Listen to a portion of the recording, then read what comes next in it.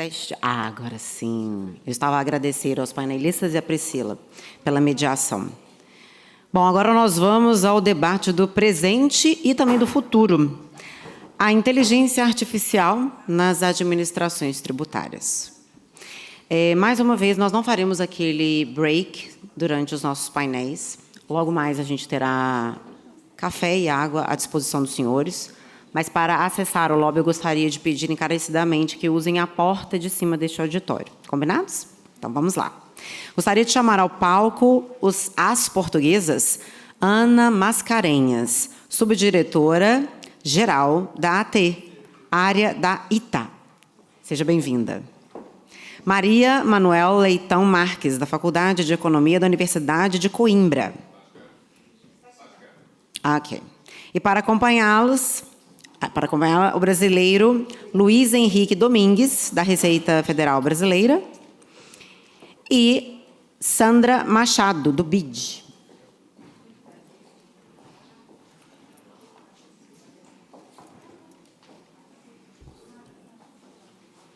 A mediadora deste painel será a senhora Matilde Lavouras, da Faculdade de Direito da Universidade de Coimbra.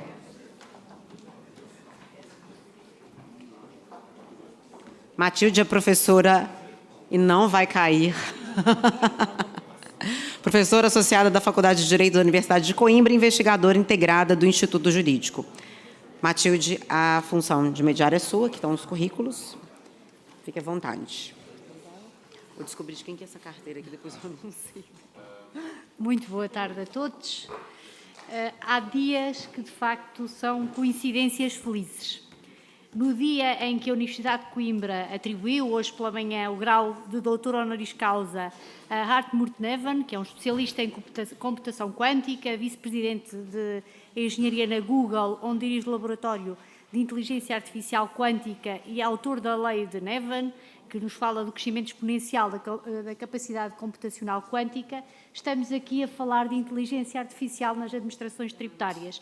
E socorrendo-me um pouco daquilo que ele disse na Sala dos Capelos, que eu tive o gosto de ouvir hoje de manhã, temos de encarar a inteligência artificial como a próxima tecnologia para a melhoria da humanidade. Sempre usamos a tecnologia para ampliar as nossas capacidades naturais. Máquinas fortalecem os nossos músculos, telecomunicações estendem o alcance da nossa voz e a aviação deu-nos o dom de voar. Agora devemos executar um movimento de judo similar com a inteligência artificial.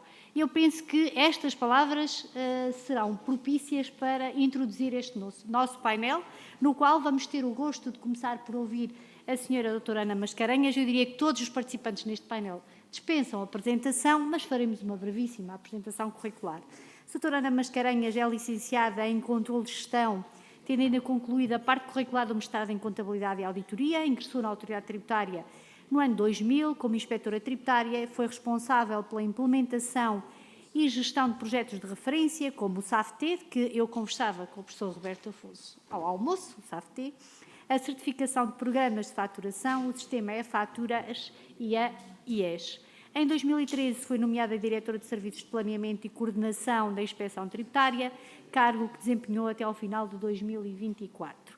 Desde janeiro de 2025 é subdiretora-geral da Inspeção Tributária e Aduaneira.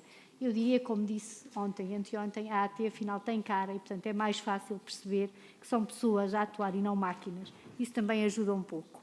Tem representado Portugal em diversos grupos de trabalho da Comissão Europeia e da OCDE desde 2006 e tem também coordenado alguns desses grupos. Já temos tido a oportunidade, felizmente, de ouvir em vários eventos nacionais e internacionais e exerce atualmente as funções de vice-presidente da plataforma Digitalization Dialogue do CIAT, em representação do setor público. Depois, se calhar invertendo aqui ligeiramente a ordem, ouviremos a senhora doutora Sandra Machado, consultora do BID, que é auditora fiscal do Estado de Ceará, com mais de 30 anos de experiência em administração tributária, ex-secretária de Planeamento e Gestão do Estado de Ceará, também é ex-secretária executiva da Secretaria da Fazenda do Estado de Ceará, primeira presidente do GOGEF, que é a Comissão de Gestão Fazendária e Tecnologia, membro da GDFAS, do Grupo de Desenvolvimento do Servidor Fazendário, por mais de 10 anos. É mestre em administração, será um gosto também ouvi-la. Como ainda não temos a senhora professora Maria Manuela Leitão Marques entre nós, ouviremos em seguida o senhor Dr. Luís Henriques Domingues. Ingressou na Receita Federal do Brasil em 1992, portanto alguém já com uma experiência muito ampla nas áreas aduaneiras de importação, exportação e análise de risco. Sobretudo desde 2006 atua como especialista em classificação fiscal de mercadorias. Foi um dos idealizadores do Centro de Classificação de Mercadorias da Receita Federal do Brasil, onde atualmente trabalha em regime de teletrabalho, já aqui falamos em teletrabalho, para a Coordenação Geral de Tributação desde 2014. Recebeu o certificado de honra ao mérito da Organização Mundial das Alfândegas pela prestação de serviço especial para aprimorar o sistema brasileiro de classificação de mercadorias em 2016. Atuou como especialista da missão da Organização Mundial de Aduanas de Timor-Leste para a criação da sua primeira pauta aduaneira oficial em 2017. Recebeu também importantes prémios, como o Prémio para a Criatividade e Inovação da Receita Federal Brasileira em 2023, com especial destaque pela inovação e contribuição para a administração tributária, o Prémio Tributária em 2024, maior reconhecimento entre os fiscos federal, estadual e municipal por promover a excelência, inovação e impacto positivo no relacionamento entre o fisco e a sociedade. Farei uma brevíssima apresentação da Sra. Professora Maria Manuela Leitão Marques, que é professora catedrática da Faculdade de Economia da Universidade de Coimbra e investigadora permanente do Centro de Estudos Sociais também da Faculdade.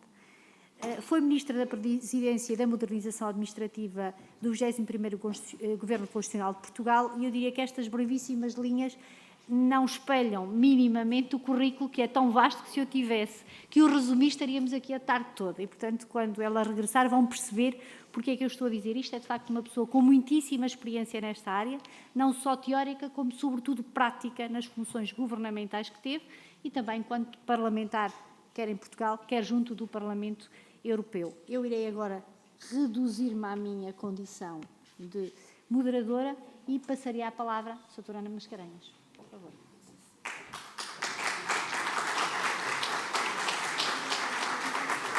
É isso mesmo. Tem aqui.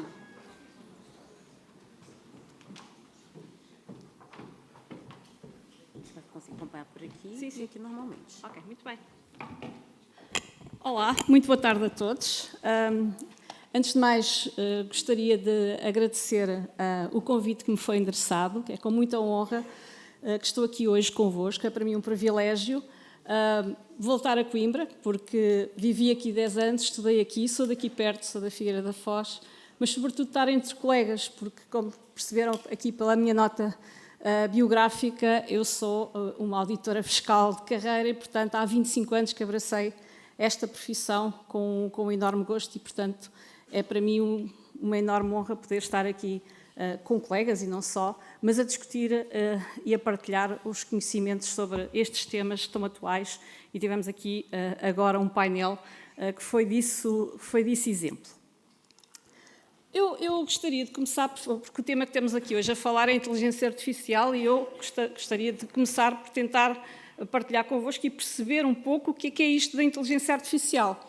E, como tal, optei por perguntar a ela própria o que é que ela entendia que era a inteligência artificial. E, portanto, neste caso, fiz aqui várias perguntas para preparar esta apresentação, há aplicações diferentes, e, neste caso, há a inteligência artificial generativa, e perguntei-lhe o que é que ela entendia que era a inteligência artificial. Portanto, segundo ela própria, é a capacidade que a máquina ou um sistema informático tem de imitar o raciocínio e o comportamento humano para resolver problemas, para tomar decisões, para aprender com dados. No fundo, é quando o computador consegue analisar informação, aprender com as experiências anteriores, agir de forma inteligente e como se pensasse. E nós vamos ver que, às vezes, o como se pensasse tem algumas similitudes e também diferenças em relação ao comportamento humano, porque, às vezes, a inteligência artificial é atrevida. Vamos ter aqui alguns exemplos. E começando a pensar sobre a inteligência artificial, comecei a pensar que, hoje em dia, nós falamos muito de inteligência artificial, ela é quase uma buzzword, muito recentemente, mas, na verdade, ela já existe neste tipo de conceito, muito mais básico, naturalmente, e vamos perceber esta evolução há muito tempo. Alguns, diria que mesmo há séculos atrás, temos aqui a inteligência artificial que nasceu dos algoritmos. Os algoritmos que são sequências finitas de problemas que há necessidade de resolver. E, portanto, se nós pensarmos, por exemplo, quando usamos uma folha de Excel e fazemos uma ordenação, ou mesmo num Word, uma pesquisa de palavras, o que está ali por trás é um algoritmo. Depois evoluímos um pouco para as árvores de decisão, aquelas árvores típicas de decisão, se sim, vamos por aqui, se não, vamos por ali, e assim sucessivamente. E, portanto, foi isso que na década de 60, 70, 80, conduziu a termos as classificações de créditos, a ajudar nos diagnósticos médicos. E depois, mais tarde, apareceram as redes neuronais, que são, no fundo, modelos inspirados no cérebro humano, que são utilizados mais para o reconhecimento de voz e imagem. Nós, hoje em dia, isto está muito mais generalizado e muito mais forte, digamos assim, também com a inteligência artificial generativa, de que vamos falar, mas isto permite-nos utilizar, é o que nos permite utilizar os assistentes virtuais, por exemplo, quando nós estamos a ver o YouTube, a passarem as legendas automaticamente por baixo, e também, ao nível das imagens, poder reconhecer imagens e saber o que é que está dentro daquelas imagens, e vamos ver aqui também alguns exemplos aplicados à área tributária e aduaneira. Aqui nestas redes neuronais, eu recordo que foi com base nas redes neuronais que em 1997, pela primeira vez, a máquina, um computador chamado Deep Blue, venceu o homem. Não sei se estão recordados, o grande campeão de xadrez Kasparov foi vencido em 1997 pelo cérebro Deep Blue. Estávamos aqui a falar exatamente de redes neuronais, que depois foram também transformadas no Deep Learning, que é um aprofundamento e de mais níveis e com mais complexidade, e aqui encontramos também o tema da linguagem natural, e, portanto, temos também o tema dos veículos self-driving cars, os veículos sem condutor, que também, com base nas câmaras e neste tema das imagens ainda mais profundamente, permitem-se fazer uma condução autónoma, digamos assim. E agora, antes de entrarmos aqui no tema propriamente dito da generativa e de avançar um pouco mais dentro da administração fiscal, eu tive a curiosidade de perceber o que era isto da produção de dados. E então fui perceber o que é que aconteceu, como é que evoluiu a produção de dados. E antes de 2000, nós tínhamos que, a nível mundial, os dados produzidos num dia atingiam ali 100 megabytes. Eu recordo-me, quando estava a fazer isto, veio-me à cabeça, o meu pai, em 1991 ou 92, quando me ofereceu um computador, um IBM PS2, acho que era assim que se chamava, o computador tinha um disco de 80 mega, e o meu pai virou-se para mim e disse-me assim: pá, tu nem que andes a vida toda vais gastar o disco desse computador com informação. Ele estava enganado, mas tinha uma certa razão, porque eu depois, quando olhei para aqui, disse assim: então, mas se no mundo inteiro produzíamos 100 megabytes por dia, se calhar ele na altura até tinha a sua razão, não é? Hoje é que, pronto, percebemos que as coisas mudaram bastante e que, de facto, esta evolução foi muito mais exponencial ali a partir de 2020. 2010 para 2020 já foi grande, precisávamos de 1000 discos de 1 tera por dia, depois passámos para 44 milhões. Vocês vejam o que foi o crescimento em 10 anos da produção. E só em 5 anos passámos de 44 milhões para 463 milhões, 10 vezes mais, em 5 anos. Portanto, isto dá-nos a imagem, por isso é que eu fui procurar isto, de perceber o que é que está acontecendo nas nossas vidas. Nós, hoje em dia, quando pegamos no nosso telemóvel, estamos a deixar uma pegada digital, estamos a gerar dados. E depois eu pensei assim, bem, mas se calhar eu estou aqui a falar de dados e isto parece uma coisa muito abstrata. E ainda fui mais longe, decidi assim, então vou aqui procurar, assim, aquelas coisas que todos nós sabemos e fazemos no dia-a-dia, para percebermos em que medida é que estamos a contribuir com as nossas ações no dia-a-dia para isto. E, de repente, vocês têm noção que, por dia, no mundo, se produzem 372 bilhões de e-mails. Isto é assim, uma coisa, são números gigantescos. 5 bilhões de interações no Facebook, 120 milhões de posts no Instagram, 720 mil horas no YouTube, 6 bilhões e meio de pesquisas na Google, e eu diria que se calhar estes 6 bilhões e meio de pesquisas na Google até vão diminuir, porque hoje em dia temos outras ferramentas para pesquisar, diria eu, não é? Então, acho que se calhar já temos aqui muita gente que utiliza algumas ferramentas que eu vou falar agora aqui à frente, o stream de música com o Spotify, e depois temos aquilo que é o IoT, a Internet das Coisas, que são os nossos dispositivos que estão ligados. Nós trabalhamos com dispositivos que estão ligados à internet, é o telemóvel, é o carro, é a Bimbi lá em casa, sei lá, há um sem número de equipamentos que nós hoje em dia utilizamos que eles estão conectados e, portanto, ao estarem conectados, estão a produzir dados. E o que é que isto gerou? Houve, como vocês percebem, uma explosão daquilo que é a produção de dados e, simultaneamente, também uma evolução na capacidade de processamento das máquinas. E foi toda aquela história que eu vos contei, aquela evolução potenciada por um aumento de dados e pelas condições também de desenvolvimento da capacidade de processamento das máquinas, e não vou aqui falar da computação quântica, porque essa está para aí para chegar, e se calhar só está a aguardar o tema da segurança, não é? Porque com a computação quântica era uma vez passwords, não é? Porque a computação quântica consegue adivinhar as passwords assim em milésimos de segundo, porque consegue fazer todas as combinações. Nós tivemos aquilo que surgiu em 2022, final de 2022, mais propriamente novembro de 2022, que foi quando apareceu o ChatGPT disponível para o comum dos mortais, como eu costumo dizer, para todos nós. E aí isto gerou-se um marco. Nós, efetivamente, tínhamos inteligência artificial, não o chamávamos como tal, e a partir do momento que temos a generativa, que é diferente da outra, porquê? Porque cria imagens, cria texto, faz criação, pensa por ela própria, vamos ver. Portanto, gera conteúdo, e, sobretudo, tem aqui uma outra vertente, que é gerar código. Gera código e vamos ver que há aqui uma aplicação em particular que tem está mais, portanto, elas são semelhantes, mas está mais desenvolvida para isso, que há uma questão para resolver, o programador pode chegar a esta aplicação e dizer que quer um pedaço de código para resolver aquela questão, ou pode agarrar num pedaço de código, introduzir na aplicação e a aplicação diz-lhe se está certo ou se está errado ou o que é que lá falta.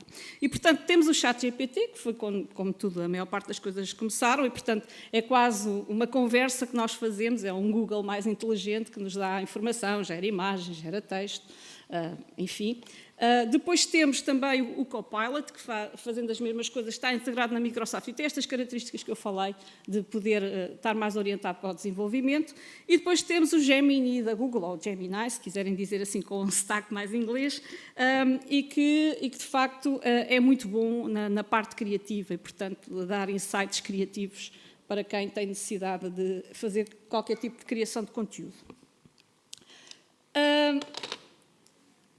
Estamos a falar da inteligência artificial generativa e eu acho que é importante também falar aqui uma coisa. E eu há pouco dizia que se calhar pensa e raciocina como nós e se calhar pensa e raciocina como alguns de nós, não é? Porque se calhar se perguntarem alguma coisa que nós não sabemos, uns de nós, e também dependendo das circunstâncias, se calhar todos, dizemos, não sei muito bem desse assunto, vou estudar, vou analisar, nunca pensei sobre isso, mas a inteligência artificial generativa tem uma coisa, ela nunca vos vai dizer que não sabe.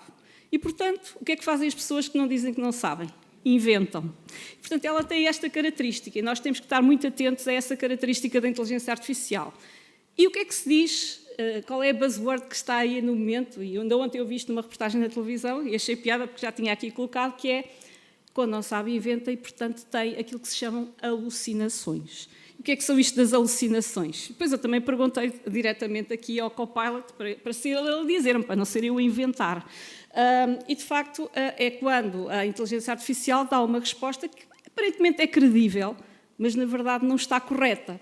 E, portanto, é inventada e isto pode acontecer por falta de dados, por falta da qualidade de dados, por deficiências na interpretação do contexto, limitações no treino do modelo e, portanto, se nós formos perguntar ao ChatGPT coisas muito particulares e que não devemos, naturalmente, que tenham a ver com aquilo, com alguma coisa mais particular até das nossas profissões ou que envolvam dados pessoais, devemos evitar, porque, bem, por um lado, não devemos fazer por questões éticas, naturalmente, mas também por outro, porque temos aqui, provavelmente, limitações do modelo de desconhecimento que nos levam a estas alucinações da inteligência artificial. E, portanto, não sei se algum de vocês já vos aconteceu isto inicialmente, a inteligência artificial e este chat GPT, por exemplo, recordo-me que, a dada altura, misturava a legislação portuguesa com a legislação brasileira. Lembro-me que há um exemplo muito paradigmático que tem a ver com os maias, que se pede para fazer um resumo, os maias do Essa de Queiroz, e ele, a dada altura, baralha a árvore toda e começa a confundir os parentescos e, portanto, provavelmente faltava aqui informação e treino do modelo para fazer esse tipo de coisas. Agora, centrando um pouquinho, a inteligência artificial tem estes riscos, naturalmente, mas é algo que é útil nas administrações fiscais e, portanto, tem imensos casos de uso nas administrações fiscais, sendo que algumas coisas também já são hoje em dia feitas não com este conceito que nós temos, não é generativo, muitas das coisas não são generativas e são feitas, se calhar, não com o tema da aprendizagem, mas com o tema da recorrência. Podemos ter aqui a assistência por chatbots, quase todas as administrações também já têm, processamento automático de pedidos, preenchimento automático de declarações. Nós hoje em dia temos, cá em Portugal, como sabem, o pré-preenchimento, o IVA automático e o IRS automático e, portanto, não será com a inteligência artificial como nós a conhecemos aqui, mas é naturalmente com a recorrência de regras que são colocadas e que são algoritmos. A análise preditiva de risco também com base nos comportamentos e, portanto, alertas que possam ser emitidos, mas também o compliance inteligente ou o compliance by design, que já é muito orientado para um contribuinte especificamente e para a sua situação específica, às vezes, muitas das vezes enquadrado na sua atividade, no seu grupo, eventualmente se for individual, para aquilo que acontece. Sei que há administrações fiscais que o fazem quando há entrega das declarações de IRS ou declaração de renda no Brasil, que indicam à pessoa que está a submeter, olha, é a terceira pessoa que está a submeter a sua declaração, na sua área de residência foram já submetidas X declarações e a média de rendimento é Y. Pronto, um bocadinho tentando aqui orientar para o cumprimento. Depois, validação e cruzamento de dados, naturalmente isto hoje em dia já se faz, mas isto é potenciado e pode ser acelerado com aprendizagem pela inteligência artificial, com reconciliações bancárias, com reconciliações entre a contabilidade e a faturação, com verificação de inconsistências, identificação de padrões para faturação falsa, etc. Depois temos também a motorização aduaneira em tempo real e aqui temos o tema, por exemplo, da sugestão da classificação pautal, temos o tema, por exemplo, das imagens dos dispositivos não intrusivos, como os scanners, que podem ser visualizadas através de computador e, portanto, a identificação de tráficos ilícitos, de contrabandos e de matérias ilícitas pode ser mais facilmente e agilmente identificada com a ajuda da inteligência artificial. A validação de declarações, que é uma coisa que já hoje em dia também acontece e que pode ser auxiliada no momento em que o contribuinte está a preencher a declaração com ajudas dinâmicas e tipo chatbot inteligente. Sumarização e extração de valor de informação que temos, de relatórios que existem, de acórdãos, de várias informação e, portanto, pesquisar por palavras-chave dentro da organização. Naturalmente não se pode fazer isto para dentro de um chat GPT, tem que ser desenvolvido um modelo internamente. Automatização dos processos fiscais e sempre aqui olhar para a inteligência artificial, especialmente nestes casos generativa, como não decisor, mas apoio na tomada de decisão. Isso é algo que nos parece fundamental e depois já vamos ver aqui um pouco mais à frente alguns exemplos. Trago aqui também aquilo que são alguns exemplos de coisas que não correram tão bem com a inteligência artificial aplicada nas administrações fiscais, coisas que correram melhor e também vamos perceber o que é que correu mal e o que é que correu bem e o porquê. E, portanto, assim a primeira coisa que aconteceu com a utilização da inteligência artificial, e não estamos a falar da generativa, claro, porque em 2016 ainda não a tínhamos, foi um caso na Austrália em que o sistema de cobrança foi automatizado no sentido de quase ser ele a pensar por ele próprio e acabou por, não foi supervisionado naturalmente e, portanto, acabou por emitir muitas notas de cobrança incorretas e, portanto, muitos contribuintes foram devidamente penalizados. Isto gerou uma crise pública, pedidos de desculpa oficiais, e indenizações. De talvez vocês se lembrem da queda do governo em 2021, mais recentemente da Holanda, mas provavelmente não associam que teve a ver com o escândalo fiscal. Em 2021, o que aconteceu foi que na Holanda, portanto, havia um sistema que usaram a inteligência artificial para controle de apoios sociais e, portanto, o sistema não foi supervisionado, era quase uma black box, aquele algoritmo, era uma caixa negra, e o que aquilo fez, enviesou e acabou por associar automaticamente a origem étnica e a dupla nacionalidade ao risco elevado de fraude. Isto gerou que, acho que foram das muitas famílias que foram visadas, cerca de 20 mil foram prejudicadas, e isto foi um escândalo muito grande, porque houve pessoas que acabaram por perder os filhos, porque isto eram apoios sociais, deixaram de ter forma de sobreviver e, portanto, a própria Segurança Social tirou filhos. Houve notícia de pessoas que se suicidaram. Portanto, aqui está que o governo caiu, mas antes caiu a estrutura da administração tributária, só que não foi o suficiente, o escândalo foi tão grande que teve depois de também cair o governo da Holanda por esta razão.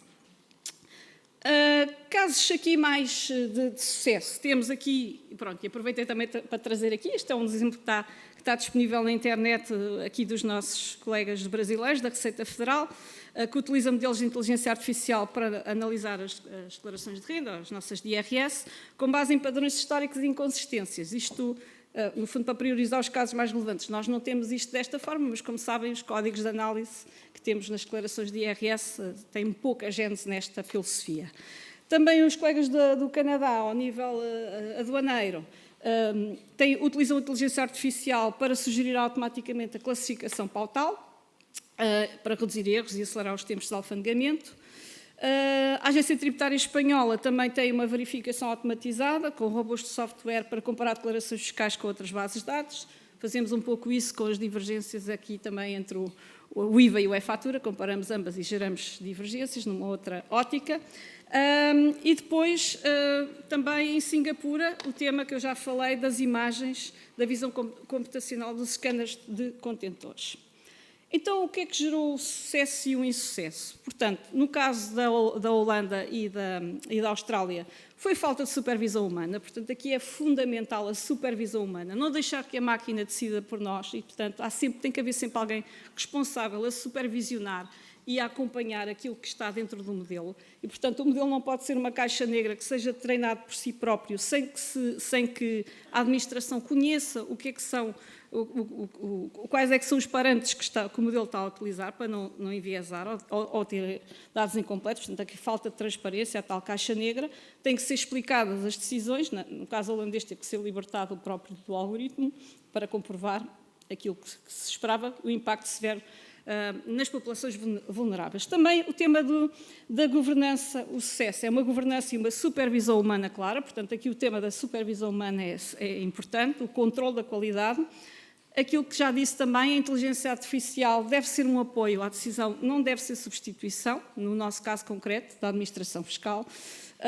Os dados têm que ser estruturados e confiáveis e, claro, transparência e respeito pelo contribuinte. Falar-vos também aqui um tema que é a inteligência artificial, vai nos ajudar naturalmente, mas nós também temos de estar preparados porque a inteligência artificial também nos traz novos desafios e novas formas de fraude para dentro das administrações fiscais. E são exemplos disso, não sei se vocês já experimentaram, mas se forem a uma destas aplicações que vos falei há pouco, da IA generativa, e pedirem para ela gerar uma fatura, ela gera. E se calhar a fatura está lá toda muito perfeitinha, mas na verdade não é uma fatura verdadeira. E, portanto, quem for assim mais malicioso pode utilizar estas ferramentas para, de alguma forma, ludibriar e ter com logotipos e tudo, não é? Portanto, nós podemos chegar a uma destas aplicações e criar o logotipo da nossa empresa, Maravilha XPTO, e está a andar, não é? Temos também aqui o tema das respostas falsas, com o recurso à inteligência artificial. Nós, por exemplo, num contexto de questionar um contribuinte, ou num contexto inspectivo, o que for, o contribuinte pode gerar... Pode pôr a inteligência artificial a alucinar e a dar respostas credíveis, mas que não são verdadeiras e, portanto, tentarmos ludibriar com algo que nós, ao lermos, parece-nos plausível e depois, na verdade, não é. Também a simulação de empresas. Nós, hoje em dia, quase todos nós, eu não sei se vos acontece, eu recebo todos os dias, até chamadas no telemóvel de empresas, sabe-se lá o que é que são, e, portanto, são empresas que se constituem, são empresas de fachada, são empresas que têm movimentos que aparentam ser credíveis e algum parte de cumprimento fiscal, mas, na verdade, é tudo com base, tudo para enganar a análise de risco. E depois também aquilo que é a engenharia reversa de algoritmos, que são as empresas a tentarem perceber qual é a malha das autoridades fiscais para entrarem ali pelo meio da malha e conseguirem gerar, de alguma forma, as suas declarações e documentação por forma a não cair nessa malha. Queria falar-vos também aqui portanto, nós já percebemos que, no fundo, a inteligência artificial tem coisas muito boas, tem riscos, e, portanto, como tal, nós, com este crescimento, não temos noção até que ponto é que as coisas vão evoluir e como é que vão evoluir e, portanto, no fundo, vamos precisar de regras.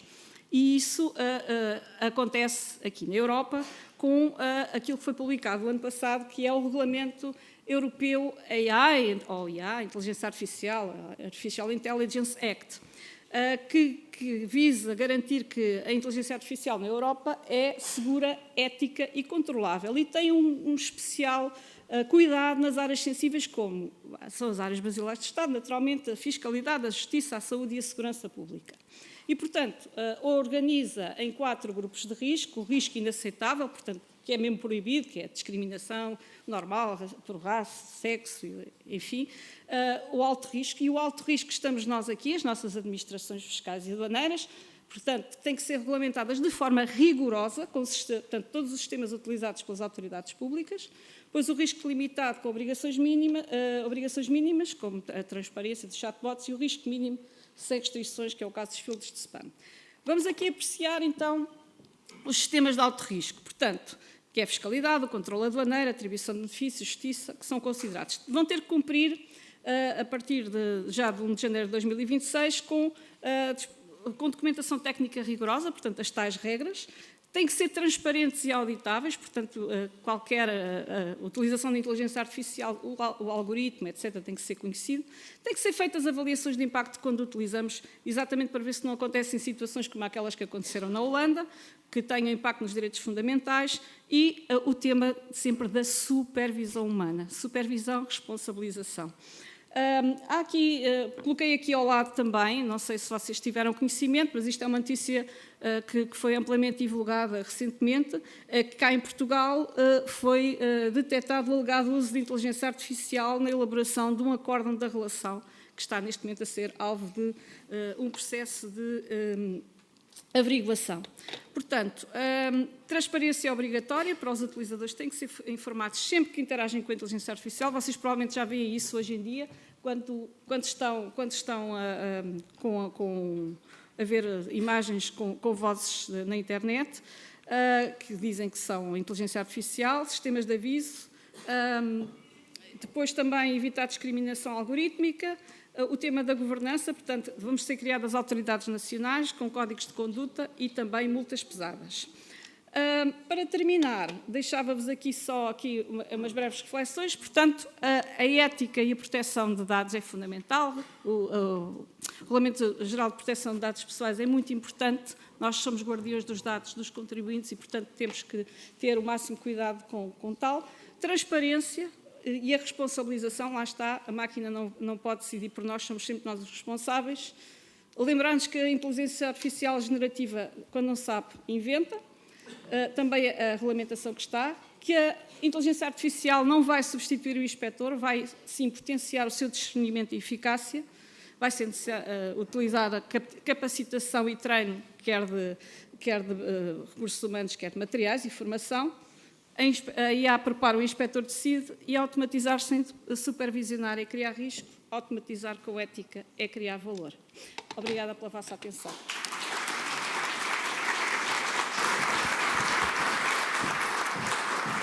Muitíssimo obrigada, doutora Ana Mascarenhas. Eu daria a palavra à doutora Sandra Machado, mas não sem antes pedir à senhora professora Maria Manuela Leitão Marques o favor de se juntar a nós.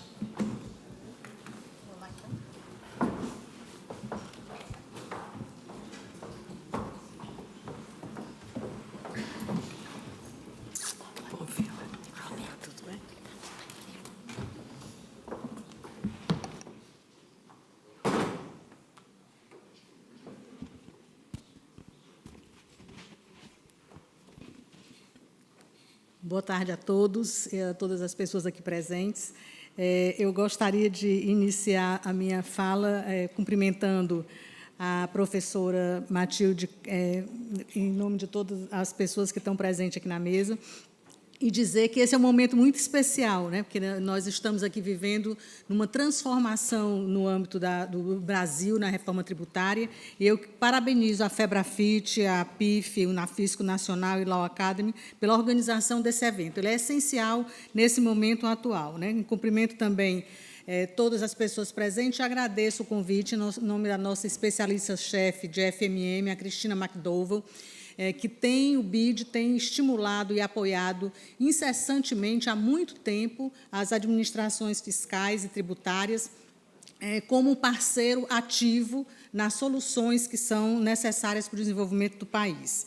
Então, de fato, nós podemos ver, né, que a tecnologia ela está, de fato, transformando o modo como os governos operam. Mas nós não podemos confundir transformação digital com inteligência artificial. Nós temos a convicção e a certeza de que a transformação digital, na verdade, ela é o arcabouço necessário para que se possa estabelecer a inteligência artificial nos processos. Nós vivemos um tempo de mudanças profundas e rápidas, né? Muitas vezes nós nos encontramos, na verdade, sem saber exatamente onde nos situarmos, qual é esse futuro que vem e o que é que eu estou fazendo nessa colaboração do futuro. Então, nessa transformação, os governos subnacionais, e agora, com o ingresso dos municípios nesse processo, nós sabemos que, no Brasil, os municípios têm uma infraestrutura um pouco menor e um pouco mais precarizada, então, há uma necessidade ainda maior de uma modificação na forma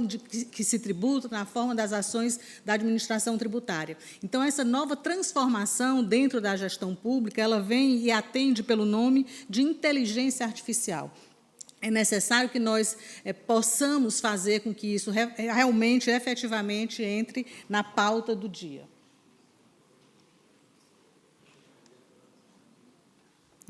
Então, assim, nós sabemos que a modernização fiscal ela é um processo contínuo, todos os dias surgem novas demandas e o Estado precisa estar preparado. Não é mais possível imaginar um Estado que não esteja suficientemente preparado para enfrentar as demandas sociais, as demandas fiscais. Há que se fazer preparar um arcabouço para que isso realmente aconteça de uma maneira mais presente. Então, a inteligência artificial, na verdade, ela não é só sobre tecnologia. Ela é, acima de tudo, sobre como melhorar o serviço público. E, nesse particular, pode reduzir custos, automatizar processos e, ainda por cima, aumentar a eficiência. E, veja, nesse contexto, né, e é importante a gente falar sobre inteligência artificial, e nós vimos aqui que a maior parte dos painéis trouxe alguma matéria, alguma abordagem sobre inteligência artificial, exatamente porque essa é a pauta do momento. Se nós analisarmos uma estrutura de qualquer instituição, ela está baseada em processos, pessoas e tecnologia. Então, a tecnologia é uma área importante e fundamental para que, de fato, se possa fazer essa consolidação da máquina pública. Então, um aspecto também que eu gostaria de ressaltar é a questão estratégica da inteligência artificial. Nós não podemos deixar que a operação de todos esses sistemas e de todos esses processos não permita uma boa ação em relação a tudo que se tem e aos grandes recursos que a inteligência artificial pode trazer. Eu gostaria de trazer aqui para vocês, e aqui nós estamos num momento especial, porque já foi falado, nós temos o pai aí da Lei de Responsabilidade Fiscal, nós temos ali o pai da nota fiscal eletrônica, e nós temos aqui a mãe, né, a Fátima Cartacha, que, na verdade, foi uma pioneira também nesse processo de construção de sistemas e de mecanismos de financiamento para os governos subnacionais. Então, nós tivemos vários e importantes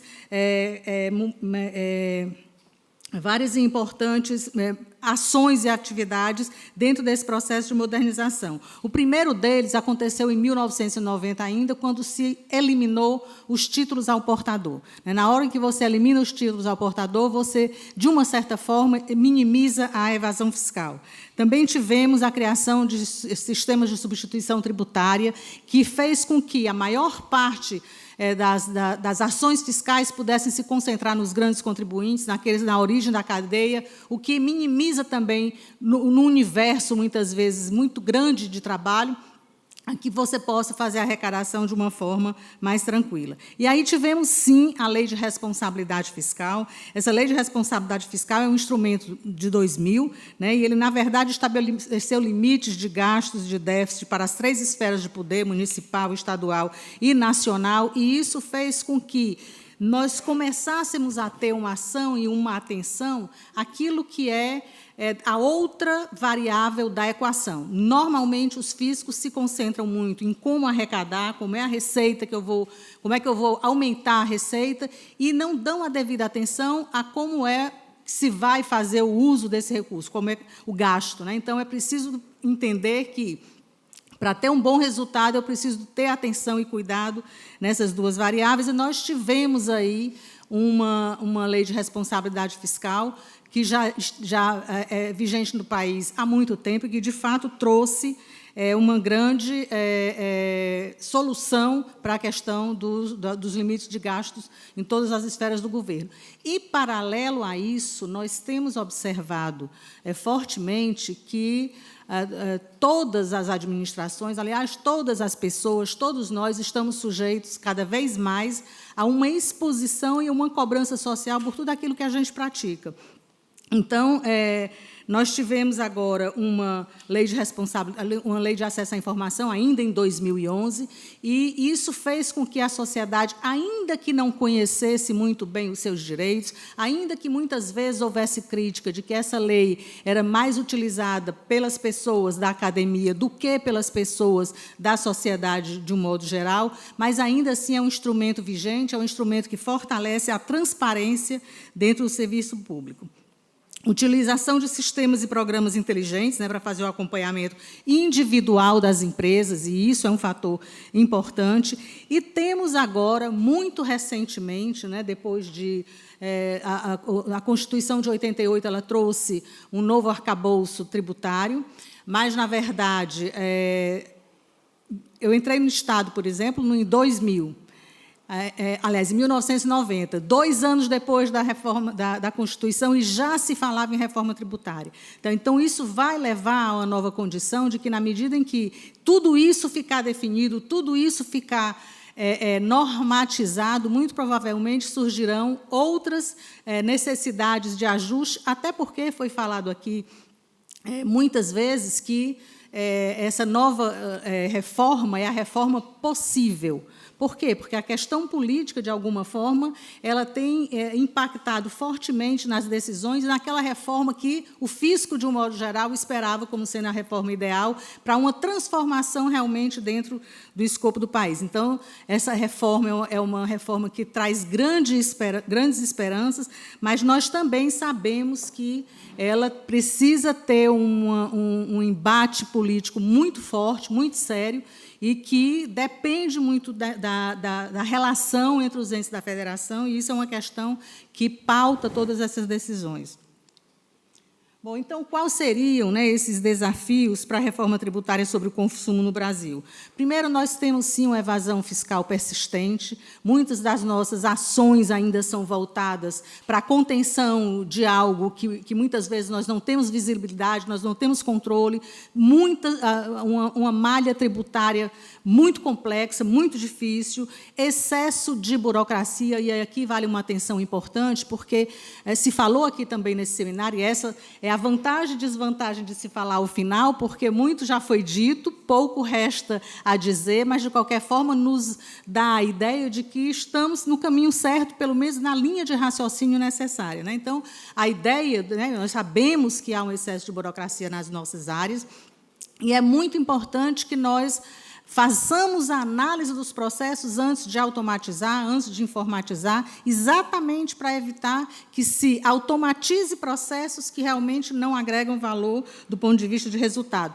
Escassez de quadros técnicos, e aí a gente tem ouvido bastante, né, que algumas secretarias de Estado, algumas prefeituras estão tentando fazer concurso para suprir essa nova demanda de pessoas com essa nova sistemática. E isso a gente também tem que considerar da questão do quantitativo da força de trabalho necessária, porque é um quadro de transição. Mas, na verdade, nós sabemos que os quadros técnicos, nos estados principalmente, eles precisam ser renovados e, principalmente, serem capacitados para essa nova realidade. E tem também, obviamente, a demanda por justiça fiscal e a eficiência do serviço público, que é uma demanda permanente.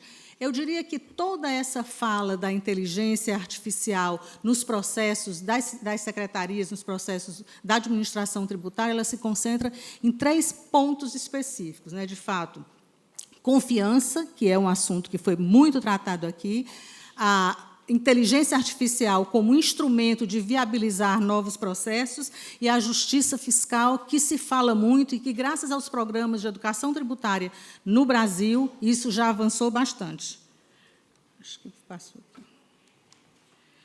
Bom, e aí a gente entra na questão da administração 3.0, né? Assim, como que isso vai trazer para nós algo diferente do que nós temos. A tributação invisível, que visa gerar baixo custo e impacto nas relações econômicas, com detecção antecipada da inadimplência, e esse é um grande ganho. A inteligência artificial ela vai promover essa antecipação às situações correntes ou à evasão que poderia vir. Um modelo proativo, digital, inteligente e transparente, que prevê comportamentos e riscos, principalmente riscos de recuperação de crédito tributário, isso induzindo ao cumprimento voluntário.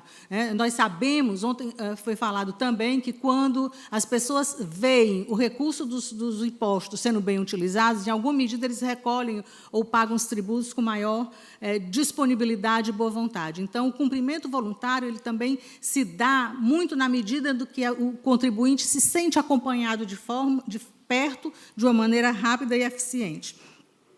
E o combate à evasão com base em dados e comportamento em tempo real, com foco em conformidade colaborativa. E alinhamento com o governo digital. Nesse particular também, o BID tem uma linha de financiamento que é o Brasil Mais Digital. Ele normalmente é ancorado nas secretarias de Planejamento e Gestão, mas é exatamente para criar essa infraestrutura nos governos de dar suporte à implementação de inteligência artificial em todos os demais processos. Então, nesse caso, atende às expectativas por serviços digitais mais ágeis e personalizados. E aí nós perguntaríamos, então, como é que o Brasil tem evoluído no uso de inteligência artificial nos governos subnacionais.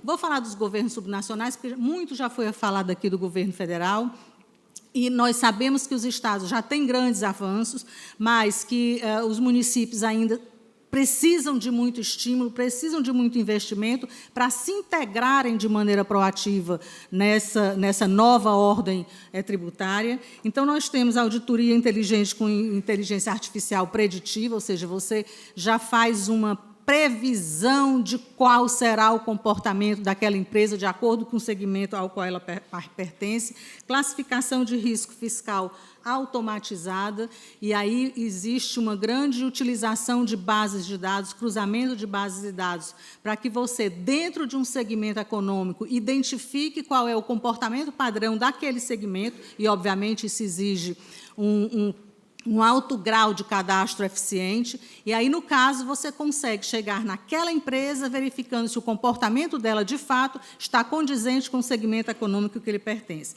Também um julgamento administrativo com apoio de algoritmo, aí nós temos visto os contenciosos buscando classificar as suas súmulas, classificar os seus procedimentos, tentar facilitar ainda mais esse processo. Gestão da arrecadação e da dívida ativa também automatizada e compliance fiscal para o uso dos contribuintes. Bom, Aí eu gostaria de me deter um pouco sobre essa pergunta que diz assim, o que é que está em jogo? O que é que verdadeiramente está em jogo quando nós falamos de uma reforma tributária necessária? É, sim, maior eficiência arrecadatória, é, sim, uma redução da litigiosidade. Todo mundo sabe que, de fato, os litígios custam caro para a nação, custam caro para os estados, custam caro para os municípios, fortalecimento da justiça fiscal, mais proximidade com o cidadão contribuinte.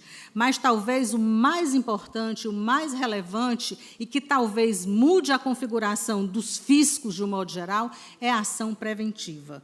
Eu não fico esperando que o débito seja inscrito, eu não fico esperando que o débito seja lançado. A cobrança, normalmente, é muito lenta. Nós sabemos que o que ingressa para os cofres públicos daquilo que está em cobrança de dívida ativa, normalmente não ultrapassa 3%, 5% do total da dívida. Então, isso é realmente um número muito importante para se ver. Mas tem uma outra questão também, que é a comunicação com o contribuinte, né? A inteligência artificial ela fala, de alguma forma, da possibilidade desse acompanhamento mais próximo, de que eu, enquanto contribuinte, consiga essa identidade na questão daquilo que o fisco está querendo me comunicar. Então, de toda forma, o que está em jogo não é apenas a arrecadação, é nada menos do que a relação de confiança entre o Estado e a sociedade.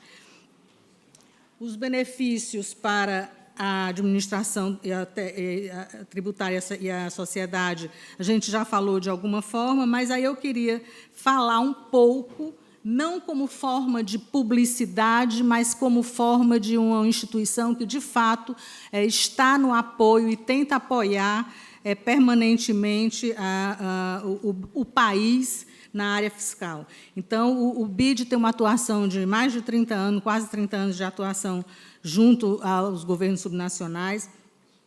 Atuamos no Ministério da Fazenda, com 26 estados e Distrito Federal e 155 municípios. Já tivemos, em linhas de crédito para a área fiscal, mais de 5,6 bilhões em financiamento, mais de 7 milhões em assistência técnica nos últimos anos, e esse é, de fato, o diferencial que se tem, né, para estar junto dos estados. Agora mesmo, o banco está apoiando a criação do comitê gestor do IBS, não mais por meio de autorização do Concefaz e por meio de autorização do próprio pré-comitê gestor. E aqui, alguns produtos, eu não vou me deter em todos, né, mas começando aí, Eudaldo, pela nota fiscal eletrônica, né, que foi o primeiro produto, e aí a encargo do ENCAT fazer que o reconhecimento, malhas fiscais, portais eletrônicos de atendimento, domicílio tributário eletrônico, réguas de cobrança automatizadas, chatbots com inteligência artificial, sistemas integrados de administração tributária, os novos CEAFIC, dashboards, REDSIM, sistemas de indício de classificação dos contribuintes baseado em risco, e isso também é um dado que nós observamos que muitas das administrações tributárias não levavam em consideração os riscos da ação fiscal, os riscos daquele contribuinte realmente chegar ao pagamento do tributo, e com essa volatilidade de localização geográfica, mais ainda, isso pode nos pegar de muito perto. E ainda também o processo administrativo tributário eletrônico, portal único de comércio exterior, as soluções de BI, analíticos, RPA. Recentemente, o banco fez, em 2023, um levantamento, uma pesquisa com os 27 unidades da federação, todos responderam em relação a como estavam as suas ações de análise de dados. Nós tivemos 6 experiências que merecem replicar para os demais, e tivemos apenas 4 unidades da federação que relataram que não tinham mais, não tinham ainda nenhuma experiência com essa questão. Então, já finalizando, nós temos aqui que a inteligência artificial e tecnologias emergentes são instrumentos-chave para promover uma arrecadação mais justa, eficiente e inteligente, e para implantar a reforma tributária sobre consumo no Brasil. Mas, mais do que isso, elas representam a oportunidade de reconstruir a relação entre o Estado e o contribuinte com mais transparência e confiança. Finalizando, a gente sabe aqui que a inteligência artificial ela amplia, não substitui a inteligência humana. Isso é muito importante, porque sempre quando a gente fala em novas revoluções, as pessoas falam assim, e o nosso emprego? Né? E quando se pergunta pelo nosso emprego, quando bate no nosso bolso, a gente tende a resistir. Mas, nesse caso, muito provavelmente, não há resistência possível, porque não haverá outra forma de atuação que não seja por meio de uma transformação digital utilizando inteligência artificial. Então, a oportunidade é agora e ela exige liderança, porque a tecnologia muda o que fazemos, mas a liderança muda quem somos. Eu gostaria de trazer uma frase da ministra Carmen Lúcia, do STF, que é uma mineira, e como boa mineira tem aquele humor assim, deliciosamente sofisticado, e ela disse, numa das discussões aí desse debate da regulamentação dos ambientes de rede, preocupo-me mais com a falta de inteligência natural do que com a inteligência artificial. Então, é muito disso. A inteligência natural, ela ainda se sobrepõe e se sobreporá sempre a qualquer inteligência artificial. E só para ratificar o que a professora anteriormente falou, o Infomoney fez uma pesquisa recentemente e indicou que Garota de Ipanema, do Tom Jobim, tinha sido construída por inteligência artificial. Porque os números, os algoritmos que são indicados e que são verificados, de fato, traz uma leitura, né, e ele não deixa de responder, ele mente, ele inventa, ele alucina, mas, se você fizer uma pesquisa hoje com a letra da música de Garota de Ipanema, dá como sendo plágio, e por isso tem que ter muito cuidado, inclusive com os trabalhos universitários, né, que a gente já vê muita desinformação nesse sentido. Então, por fim, eu gostaria de agradecer a oportunidade, dizer que é um privilégio contribuir para esse debate e que, para nós, né, que fazemos hoje o Banco Interamericano, é um prazer poder estar nesse evento. Eu dizia logo no início, quando conversávamos aqui, que eu fui servidora pública durante 34 anos, 4 meses e 3 dias. Foi uma relação de amor intensa do primeiro ao último dia, mas que, na verdade, a gente sempre tem receio, porque o afeto, né, o límbico dessa questão fica toda impregnada naquilo que a gente é servidor público, e, na verdade, ser servidor público é sempre esse, olhar com propósito para a melhoria de todo esse arcabouço legal que nós temos no nosso país para melhorar todas as estruturas. Muito obrigada.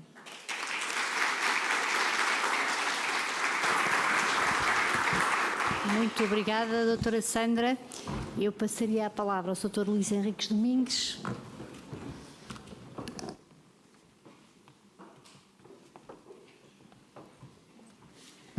Que vai munido já do seu próprio relógio e, portanto, vai facilitar a minha vida de moderadora. Tudo bem. Bom, deixa eu me ambientar aqui. Pode colocar a apresentação.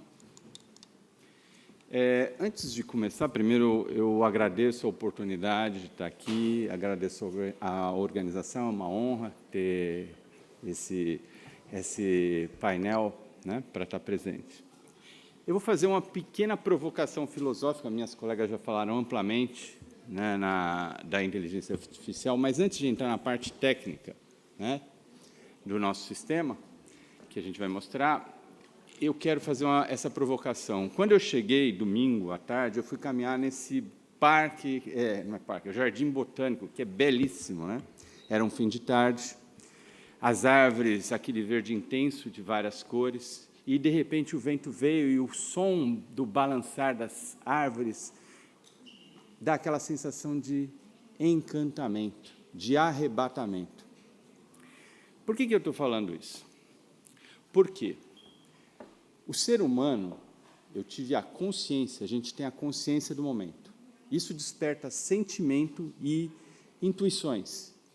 E depois eu falo, que entardecer lindo.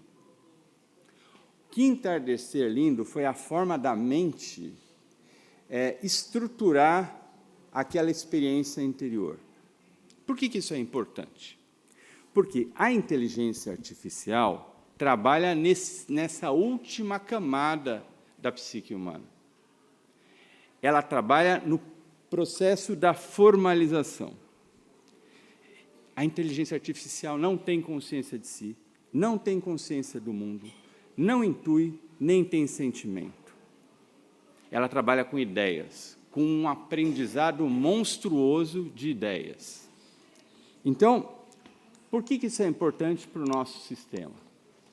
Porque, como eu falei, ou seja, antes do pensamento estruturado, você tem a consciência, o sentimento e a intuição.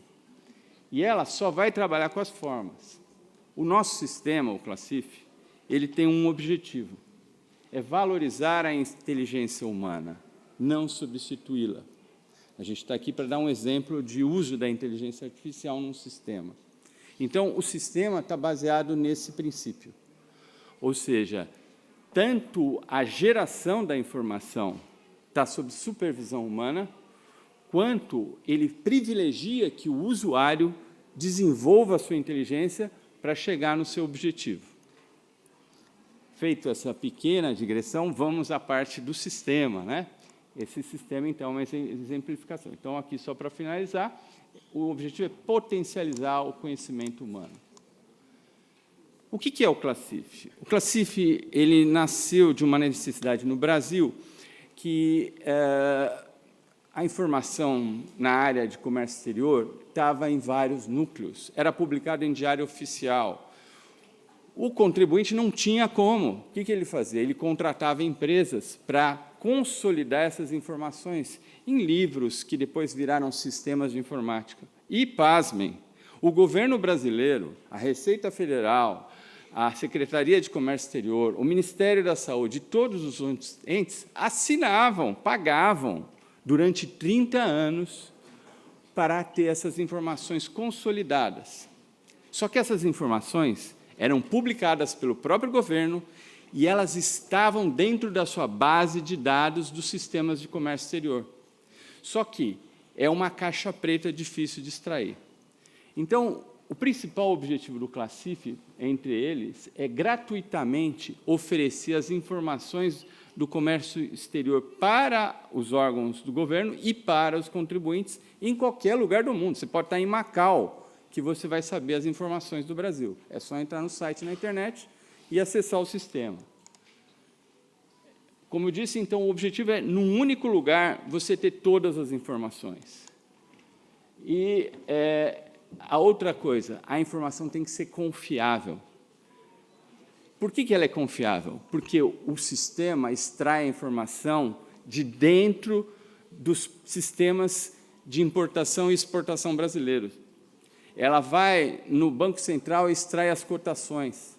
Ela vai na base de dados de decisões e extrai a informação da Receita Federal. Então, ela vai na área de tributação, ela vai na área do comércio exterior, ela vai na área do Banco Central, ela concentra todas essas informações num único lugar e obtendo essas informações, não de um sistema particular que foi lá, leu no Diário Oficial, fez um link e que comete erros e colocou lá. Ela extrai da própria fonte. Então, esses três pilares, gratuidade, único lugar e a confiabilidade da informação, marcam o sistema, né? Dessa forma, ele traz eficiência, transparência e conformidade para o comércio exterior brasileiro. Ele permite que o contribuinte tenha acesso fácil. Isso é muito importante na justiça fiscal. Porque, se ele não tem a informação, como ele vai atuar corretamente?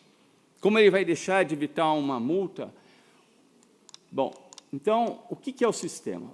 O sistema ele trabalha como um funil que integra, como eu falei, vários sistemas. A base do sistema é a nomenclatura comum do Mercosul. Eu não sei se alguém trabalha na Comunidade de Países da Língua Portuguesa aqui. Alguém trabalha? Não. Então, não tem conhecimento da... A nomenclatura do Mercosul vem da CPLP, que traduz para o português o sistema harmonizado.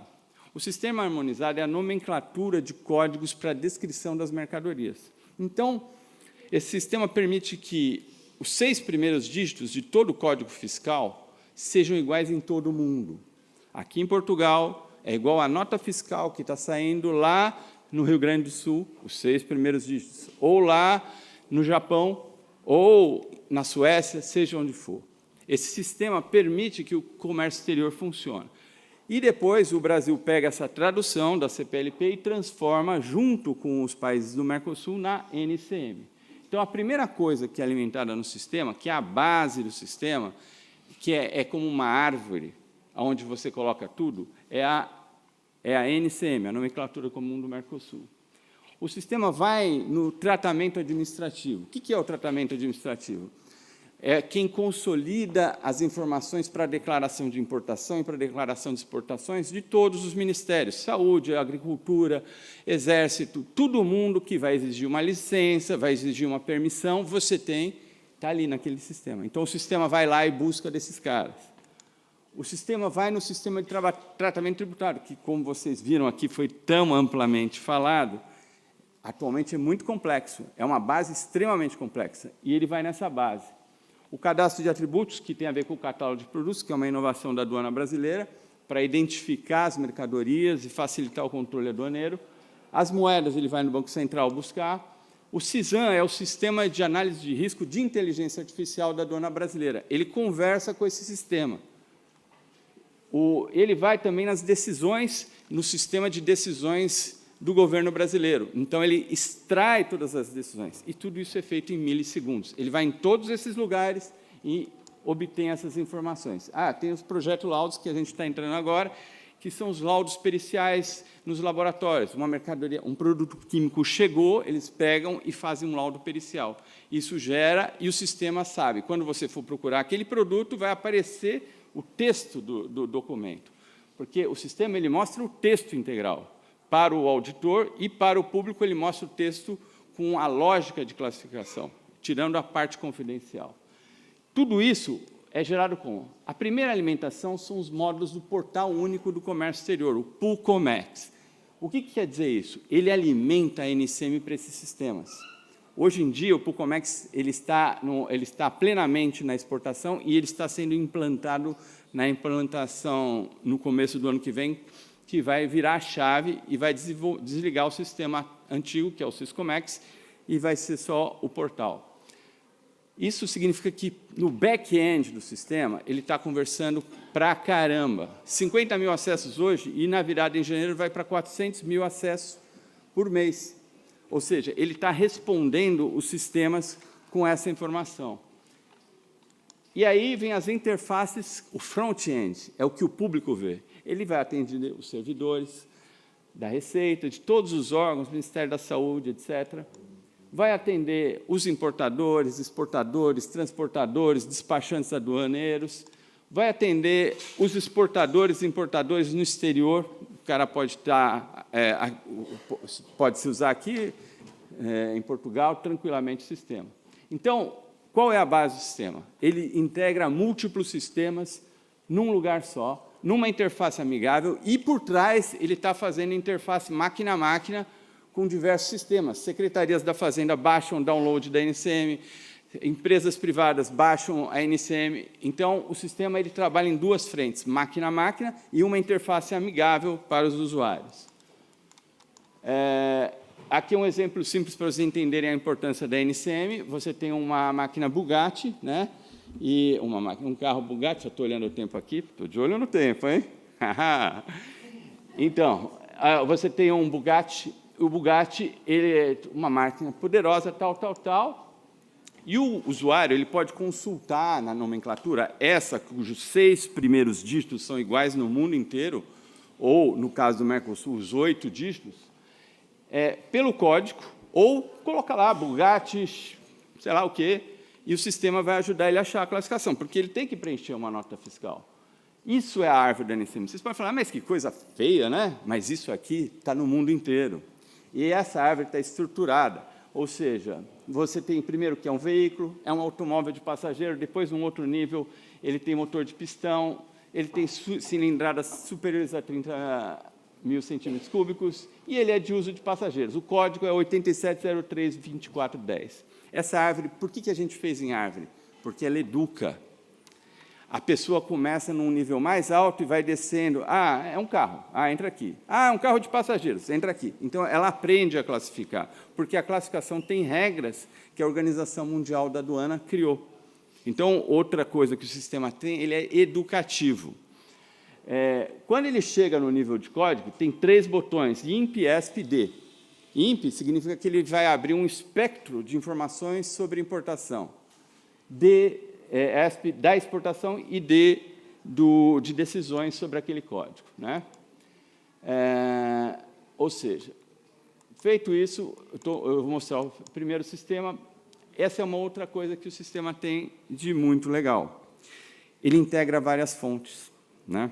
Na IA, qual o problema da IA? O cara vai no chat GPT, coloca lá e ele fala um negócio. Se o cara não for inteligente, ele pode cair numa alucinação e vai classificar errado o produto. O que ele tem que fazer? Ele tem que olhar na IA, depois ele vai lá no Google, pesquisa, será que é isso mesmo? Aqui você tem integrado todas as fontes e pela ordem de importância. A nomenclatura é o principal, porque ela é internacional, né? Está pesquisado smartphone, simplesmente.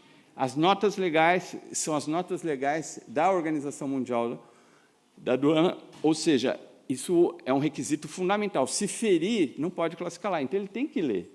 As notas explicativas são subsidiárias, já é um texto bem mais extenso, explicativo, exemplificativo. Decisões internacionais e no Brasil. Ele tem decisões da Organização Mundial, tem decisões do Mercosul e tem as decisões dentro do Brasil. E, por último, a aba, vocês veem a hierarquia, sugestões, que é onde está a inteligência artificial do nosso sistema. Ela fica em último lugar, ela é uma sugestão. Ou seja, a gente está fazendo o quê? A gente está dando um buquê. Quem pensa é o usuário. É ele que tem que decidir. A gente está orientando ele, mas, antes de tudo, a gente está tentando mostrar para ele que existe toda uma hierarquia. Essas são as notas legais. Se é um texto, né, algumas são grandes, outras pequenas, ou seja, não pode ser cobertor, não pode ser, etc. Ele dá regras que, para classificar corretamente, tem que ser. Se você não classificar corretamente, você não vai ter a alíquota certa, vai poder tomar multa. Você pode ter um licenciamento que você não sabe, ou você está tentando fugir, né? Tudo isso está amarrado ao código. Essas são as notas explicativas, que são bastante extensas. Isso aqui até não tem, mas tem fórmulas químicas, etc. Depois você tem decisões. Aqui são, por exemplo, só aparece da OMA, mas é extenso. Vai aparecer todas as decisões. Se você navegar no sistema, você vai ver que tem um monte para aquele código ou produto que você procurou. E essa é a aba de sugestões, onde tem a IA. O que é? Esse caso foi pesquisado o açaí. Ela é colocada por ordem de hierarquia, ou seja, primeiro lugar do açaí não é a fruta, é ele porque ele é adicionado com açúcar, ele é pasteurizado. O açaí é um fruto da Amazônia, quem não conhece é muito gostoso. Experimentem o açaí, propaganda do governo brasileiro gratuita. Então, você tem primeiro o açaí na sua forma mais comum, depois você vem com a fruta, depois algum preparado com açaí, porque também pode comer salgado, existem variações. Então, ele orienta o contribuinte, se ele clica ali, ele abre no código e aí ele vai poder ver as informações de importação e exportação. Isso aqui é onde, se ele clicar, ele vai abrir nesse cara. Aqui tem todo o espectro. Dada a complexidade do sistema tributário atual, você vai ter informações gerais, né? Você vai ter as informações de licença, etc., defesa comercial, imposto de importação, antidumping, acordos que estão tudo isso vinculado com aquele código. Aqui a gente vê algumas telas, por exemplo, essa aqui é a licença, precisa do mapa, que é agricultura, da Anvisa, que é Ministério da Saúde. Essa é a tela que ele mostra os tributos. Está faltando o ICMS, por que está faltando? Dada a complexidade do ICMS. Agora, com a reforma tributária, ele vai aparecer aqui. A gente vai matar esses 3 que estão aí e vai substituir pelos 2 IVAs, nacional e regional. Então, o sistema vai ficar bem mais simples, graças à reforma tributária. Isso aqui é a aba de direito antidumping. Essa aqui são acordos comerciais. Eu vou correr porque eu quero dar um foco maior essa aqui são cotações. Então, agora eu vou chegar na parte da IA dentro do sistema. Ou seja, como eu falei, ele vai privilegiar a inteligência humana antes da inteligência artificial. Como é que a gente faz isso? A gente classifica os principais produtos, né? Se a inteligência humana não... Ele coloca a resposta dos especialistas e depois a resposta da IA, que vem do sistema de análise de risco que usa inteligência artificial da aduana brasileira. E, por último, se não houver resposta de especialista, ele coloca a resposta da IA em primeiro lugar. Tá? Como é que a gente faz isso? A gente não tem os bilhões, centenas de bilhões que esses grandes têm para fazer IA, mas a gente tem uma coisa importante. Nós sabemos o que o nosso usuário pergunta. Em um ano, foram 160 mil descrições únicas. Ou seja, se a gente sabe a curva. Se a gente responde 4.000, a gente atende a 45% das consultas. Ou seja, nós pegamos os especialistas e fizemos eles classificarem 4.000 das principais descrições. Com isso, a gente tem uma resposta que cobre 45%. Além disso, nessa nova versão que sai agora em agosto, a gente incluiu sinônimos e marcas, modelos principais. Com isso, a gente amplia, a gente ainda não mensurou quanto vai ampliar disso, mas vai ampliar significativamente. Então, nessas perguntas que o usuário fizer, primeiro vem a resposta dos especialistas. Por que então, o especialista consultou todos aqueles, a nomenclatura, a NASH, consultou decisões e consultou a IA. Então, a resposta dele é melhor que a da IA. Ele usou a IA também, né? Esse aqui é um exemplo de como a gente faz isso. Tá? Como que funciona isso? O princípio da inteligência artificial é assim. Você fala uma coisa, uma frase para ela vai pegar aquela frase, primeiro ela vai transformar num texto legível, porque às vezes você escreve errado, tal. Aí, depois que ela transforma, ela analisa quais são as palavras-chave. Aí, em função das palavras-chave, ela vai começar a te responder. No caso da classificação de mercadorias, as palavras-chave vão definir a classificação. Então, o que a gente faz? Smartwatch. Ora, smartwatch pode ser escrito como smartwatch. Ali tem erros que a gente detectou, que usuários preencheram procurando smartwatch, ou seja, naquela pesquisa que eu falei de 160 mil, você tem um monte, já está chegando, vou acelerar. Então, você tem ali, e você tem os modelos, porque o cara pode escrever Xiaomi, iPhone. Então, se o cara escrever iPhone com 3 câmeras, 17 preto cinza, sei lá, o sistema vai analisar e falar qual é a palavra central, iPhone 17, está lá, iPhone 17 o quê? É um iPhone. Então, o especialista, ele classifica o iPhone. E a tabela amplia isso para uma miríade de produtos. Ou seja, é uma pirâmide. O segredo da inteligência artificial é esse, é uma pirâmide. Você tem pontos focais que você expande. E com análise léxica você consegue ter essa gama fantástica que ela tem. Essa é a solução. Mas essa solução nossa, ela evita que, para o nosso usuário, ela atende perfeitamente. Então, o sistema, basicamente, é isso que eu falei. Ele é um sistema de alimentação, que falta quanto tempo? Acabou o tempo. Então, só para finalizar, o sistema está pronto para a reforma tributária brasileira, já está programado para receber, e nós acreditamos que ele vai chegar a um volume de 500 mil acessos, porque qualquer comerciante, qualquer fabricante que vai preencher sua nota fiscal, qualquer importador vai poder usar gratuitamente o sistema. Já se usa na área de comércio exterior, mas vai se passar a usar também com a reforma tributária, ele vai responder tudo. É isso aí, gente. Obrigado.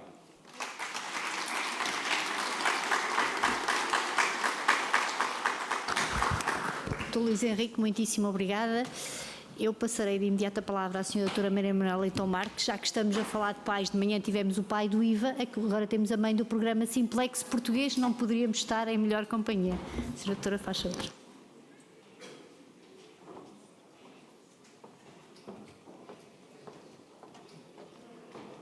Muito boa tarde a todas e a todos. Sejam bem-vindos a Coimbra e à Universidade. Muito obrigada, doutora Liana Pimentel, minha colega na Faculdade de Economia, por este convite. Depois de ouvir estes e estas especialistas, em direito fiscal e em gestão do sistema tributário numa versão mais alargada, quero já dizer-vos que não sou especialista nessa área e não é nessa qualidade que fui aqui convidada, nem sequer na qualidade de professora desta universidade, mas por ter sido ministra e antes secretária de Estado e depois deputada no Parlamento Europeu e particularmente no governo português, das 2 vezes que tive o gosto em integrar o Executivo, ocupei-me sempre da modernização administrativa e, particularmente, dos programas de simplificação e digitalização da administração pública, que batizamos por Simplex em 2005, está quase a fazer 20 anos. E Simplex porquê? A ideia era, diga sim, quando alguém vai a um serviço público pedir uma informação ou resolver um problema, muitas vezes a cultura dominante é não é aqui, está na hora de sair, já não posso resolver o seu problema, isto no canal presencial, que era o dominante. Então, volta amanhã, portanto, a cultura dominante era diga não. E a primeira ideia com o Simplex foi, diga sim, olhe, não sou eu que posso resolver o seu problema ou não sei como é que ele se resolve, mas vou encontrar uma solução, vou saber onde é que deve ir, diga sim. Era essa a ideia. A segunda ideia era, naturalmente, simplificar a legislação e os procedimentos administrativos do excesso de encargos administrativos para as empresas e para os cidadãos. Então, fazendo como? Bem, ou eliminando procedimentos que não são precisos, ou redesenhando, fazendo a reengenharia do procedimento para que ele fosse mais simples e, naturalmente, ainda não se falava de inteligência artificial então, mas falava-se de tecnologia, usando a tecnologia para oferecer canais alternativos, para que os serviços comunicassem entre si, para oferecer balcões únicos, fossem eles presenciais ou digitais. E o Simplex era isto tudo, era uma mistura do que então se chamava governo eletrónico, já não se falam essas palavras, estão fora de moda, e aquilo que se chamava simplificação legislativa e administrativa. Porque como 2 faces de uma mesma moeda, a simplificação pode ser potenciada com inteligência artificial, mostramos ali tão bem, de tanto modo, e com outras tecnologias, particularmente com a interoperabilidade entre sistemas de informação, mas também se pusermos eletrónica sobre o que está, corremos o risco de criar burocracia eletrónica, que às vezes é muito pior do que ter um funcionário à frente, mesmo quando ele diz não, e a gente insiste e consegue que ele diga sim. Pelo menos é uma pessoa com quem se interage, com que se insiste, e muitas vezes batemos com a cabeça no computador e ficamos a bater sem encontrar uma solução. Portanto, esta foi a nossa abordagem, e foi uma abordagem muito colaborativa. A autoridade tributária era o principal parceiro e sempre o da frente. Ao princípio colaborava mal com os outros serviços, tenho que dizer a verdade, mas pouco a pouco tornou-se numa numa carruagem, ou seja, aquela que puxava pelos outros serviços, que ia sempre à frente. Talvez não gostemos que os serviços dos impostos sejam mais modernos de Portugal, porque, enfim, isso faz com que seja mais eficaz na cobrança dos nossos impostos, mas, enfim, todos beneficiamos também disso. Acho que ainda podem fazer melhor, mas fazem, em geral, muito bem, e aquilo que aqui foi mostrado hoje pela doutora Ana Mascarenhas é do melhor que temos na Europa, não vale a pena dizer o contrário. Mas, ao mesmo tempo, temos outros serviços que estão muito para trás. Estavam em 2005 e continuam em 2025. E eu, para que vocês não vão daqui a pensar que Portugal é o top, mas pensem que é muito bom, mas não é em todos os serviços. Digo-vos o que me aconteceu há 15 dias, na interação com o serviço público, não vou dizer qual é, porque as pessoas, se estiverem aí, vão ficar tristes, e se não estiverem, pode ser que venham a saber, e também vão ficar e não vão mais resolver o meu problema, mas na interação com esse serviço público, pediram-me que enviasse cópia do Diário da República, onde tinha sido publicada uma determinada informação que me dizia respeito.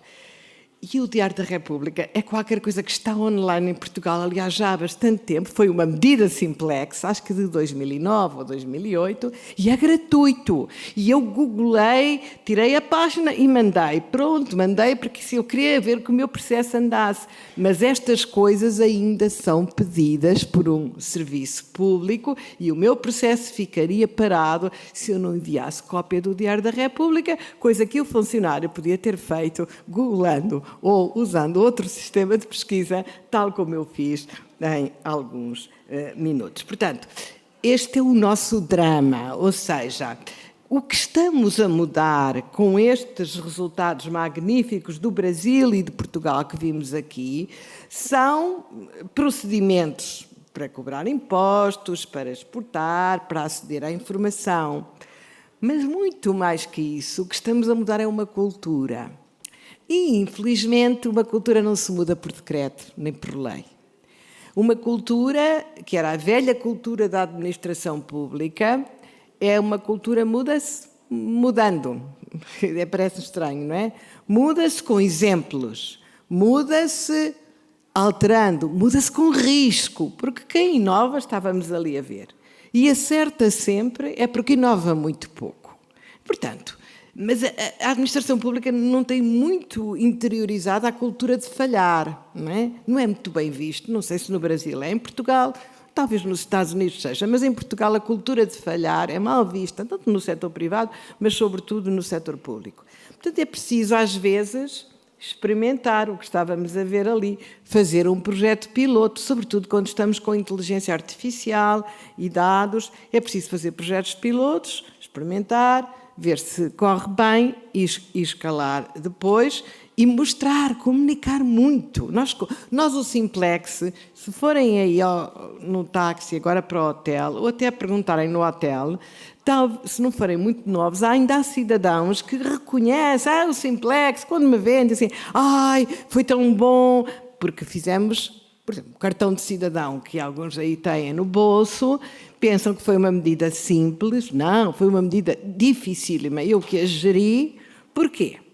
Porque, assim, a autoridade tributária tinha uma base espetacular que não queria mexer, verdade, que não queria mexer nada, nem na maneira como se escreve o nome do cidadão, nem na maneira como se escreve a morada do cidadão. Foi uma discussão na equipa de choros, gritos e apitos e que demorou horas para nos entendermos sobre estes dois pontos. Se o meu nome era Marques Maria Manuel de Lemos Leitão ou se era Maria Manuel de Lemos Leitão Marques. Já não me lembro como é que ficou, mas a sua autora deve lembrar-se.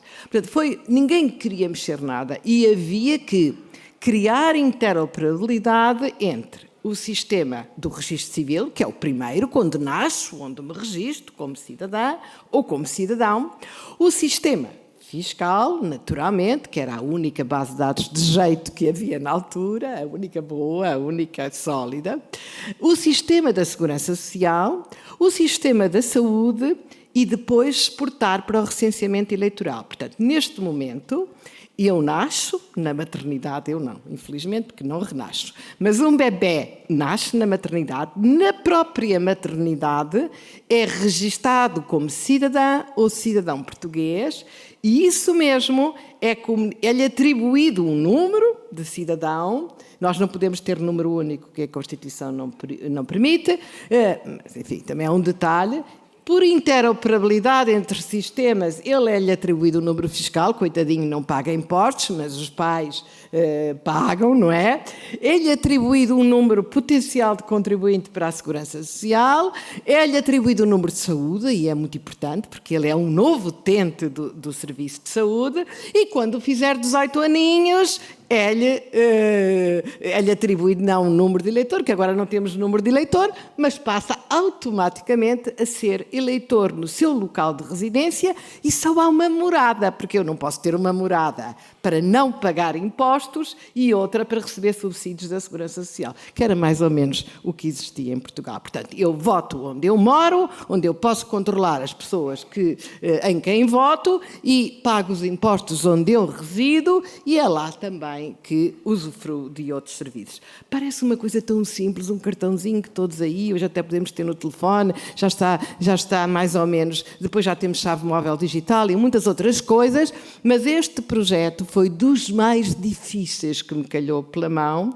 porque era preciso haver interoperabilidade semântica entre os vários serviços públicos, mas também foi aquele que teve mais impactos no back-office, porque limpámos e organizámos todas as nossas bases de dados essenciais. Na saúde havia então 333 bases de dados e mais 13 milhões de cidadãos inscritos, nós só somos 10 milhões, muitos nem estavam inscritos, portanto estão a ver quantas duplicações existiam. E, portanto, este programa o que é que fez? Arrastou toda a administração pública central e depois até a local, por colaboração, entrava no programa. Com que medidas? Bem, com aquelas que os ministros setoriais os convenciam a fazer, com aquelas que a ministra transversal, que era eu, os convencia a fazer, porque eram medidas de colaboração, mostrou ali a informação empresarial simplificada, tão importante para as empresas, que foi só prestar a informação para o INE, para o Banco de Portugal, para a Autoridade Tributária, para a Segurança Social e para a Conservatória do Registro Predial, tudo de uma vez e num só ponto. Portanto, essas medidas transversais, sempre as mais difíceis, e outras medidas que sabem quem sugeria? Os nossos queridos funcionários públicos, que começaram a colaborar, que até tinham ideias, criámos um prémio para as ideias e que diziam, este ano para o Simplex vamos contribuir com isto, com aquilo, todos os anos, tinham um prazo para terminar, e assim fomos arrastando uma mudança, promovendo uma mudança com muitos sucessos, também com insucessos, com muitos prémios internacionais das Nações Unidas, da Comissão Europeia, da OCDE, muitas distinções, tornou-se um programa bandeira na Europa, até fui convidada para ir ao Brasil explicar, mas não tive sucesso nenhum, vou dizer a verdade, para o Governo Federal, disseram-me logo que aquilo não era da competência deles, que era da competência do outro, e enfim, entramos aqui num jogo de competências e não os consegui convencer que a metodologia era começar por uma coisa, mostrar, para depois espalhar, mas pelos vistos também há muita autoridade tributária, vou já acabar, e em 2017 introduzimos o desafio da inteligência artificial e vou já acabar como é preciso experimentar para ganhar confiança. E então juntámos cientistas das nossas universidades, e vocês têm belíssimos no Brasil, juntámos entidades públicas, como a autoridade tributária, mas muitas outras, da saúde, da educação, da fiscalização da segurança alimentar, enfim, são mais de 70 projetos, e começámos a criar protótipos, a experimentar. Qual é a grande dificuldade? E esse é o grande desafio, são os dados. Aqui foi dito, os dados, são muitos. E nós temos imensos dados na administração pública, mas nem sempre os dados estão suficientemente estruturados para poderem ser usados com confiança, sem discriminação e com segurança e com interoperabilidade para bons projetos de inteligência artificial.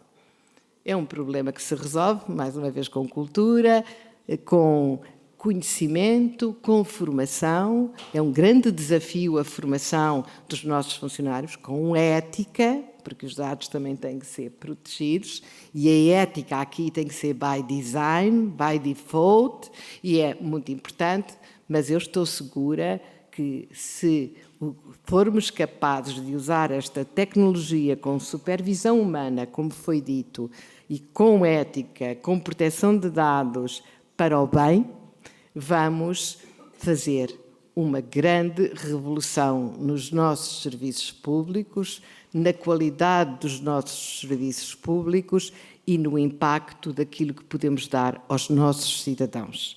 Com respostas antecipatórias, olhe que é melhor ir controlar os seus diabetes, que tem na família tendência para eles, faça esse controle a tempo, com respostas antecipatórias, prevenindo problemas em vez de os ter que resolver e personalizadas.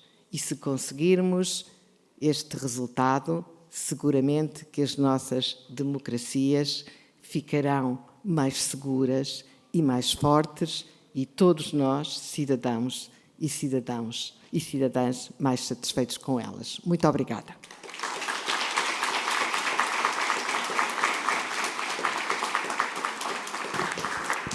Muitíssimo obrigada, a Sra. Professora Maria Manuela Leitão Marques. Terminamos com uma mensagem de esperança, que é ótimo, conscientes dos desafios, das dificuldades, mas também das grandes virtudes que a IA nos pode trazer. Agradeço a todos a vossa atenção e espero rever-vos em breve. Muito obrigada.